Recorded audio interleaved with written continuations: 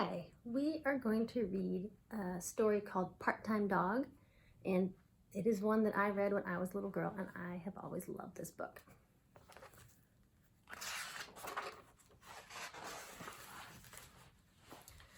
A little brown dog with a wagging tail wandered so far away from home that he didn't know where home was. One day he appeared on Maple Street as the children went trooping to school. "Hello, Brownie," the children said, patting his head.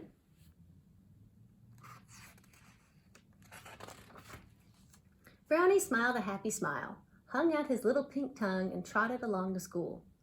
"Go home," said the teacher to Brownie. Back to Maple Street Brownie trotted, not knowing where home was. When he saw Mrs. Atkins out sweeping her walk, he hurried to help her. "Go home," said Mrs. Atkins kindly. Brownie accompanied Mrs. Butterworth on her way to the bank. "Go home," she said politely. He galloped to help Mrs. Tweedy hang up her husband's shirts. "Go home," she told him, politely and kindly. Brownie liked Maple Street, where folks were friendly. The children came home and he was happy. He chased a ball and played hide and seek until his pink tongue lolled out. But then he watched them all go in to dinner and shut the door. Brownie had no place to go. He sniffed for a bone in a garbage can. He found a spot to sleep under somebody's porch, but he was cold and still hungry and quite lonely too. The next day folks were friendly again, so Brownie stayed around Maple Street because he had no place to go. Everyone on Maple Street soon knew Brownie. He was everyone's friend in the daytime, but nobody was his friend at night because everyone thought he was somebody else's dog. One dark, cold night, Brownie was sniffing in garbage cans for something to eat when he smelled a wonderful smell coming from Mrs. Atkins's kitchen. He was so hungry that he trotted to the door and said, "Woof!" Mrs. Atkins looked out. "What are you doing out here at this hour?" "Would you like a bone?" said kind Mrs. Atkins. She gave him a juicy beef bone that she had meant to make into soup. Brownie gobbled every bit. The bone was so delicious. He wasn't hungry now, but he was cold. Mrs. Atkins had been kind, so he felt brave. He trotted trustingly next door and said, "Woof!" "What are you doing here?" said Mrs. Butterworth. "Why don't you go home?" "Woof!" said Brownie. "It's snowing," said kind Mrs. Butterworth. "Would you like to sleep in my kitchen?" "Woof!" She let him in.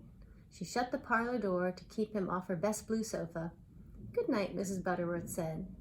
After a while, Brownie thought, "This floor is hard." He quietly pushed open the parlor door, climbed onto the best blue sofa, and happily fell asleep.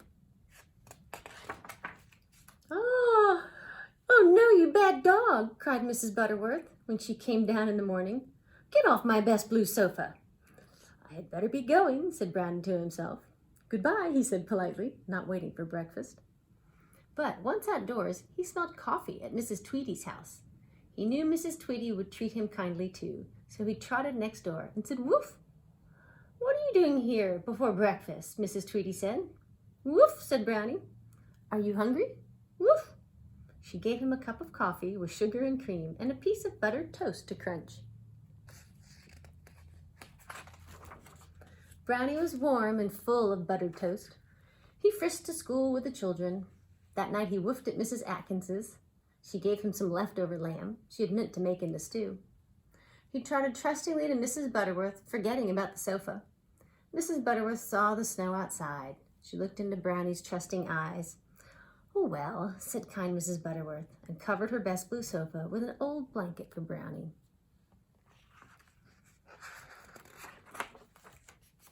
He breakfasted with Mrs. Tweedy every morning now. Finally, one day, Mrs. Atkins protested. "You may have what's left of this pot roast, though I meant to make hash. But dogs are very expensive to feed. I don't want a dog. Let's go next door and see if Mrs. Butterworth knows whose dog you are." Brownie was pleased to go and see if Mrs. Butterworth knew. He didn't know himself. By now, he rather thought he was Maple Street's dog. "He sleeps on a blanket on my best blue sofa," Mrs. Butterworth admitted. "But I don't know whose dog he is. And I don't want a dog leaving dog hairs on things. Let's go next door and see if Mrs. Tweedy knows. I give him toast and coffee, Mrs. Tweedy said, but I don't want a dog. I like to travel, and a dog would tie me down. They all looked at Brownie, who looked back trustingly. He has no license, said Mrs. Atkins. That's against the law. He runs around loose, said Mrs. Butterworth. That's against the law. It is our duty to call the dog catcher, Mrs. Tweedy said, because he is breaking the law. Brownie wagged his tail trustingly. But I don't want to call the dog catcher, Mrs. Tweedy said. He's such a nice dog, Mrs. Atkins said. I suppose I shall have to. Oh dear, Mrs. Butterworth said. Poor Mrs. Butterworth is unhappy, thought Brownie, and stopped wagging his tail. Mrs. Butterworth firmly picked up the phone. I would like to have a stray dog picked up, she told the dog catcher. The dog catcher came. Brownie trustingly wagged his tail.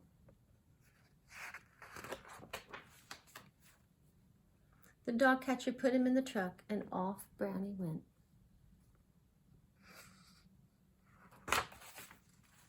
That night, Mr. and Mrs. Atkins had pork chops for dinner. Mrs. Atkins looked at the juicy bones and thought of poor Brownie.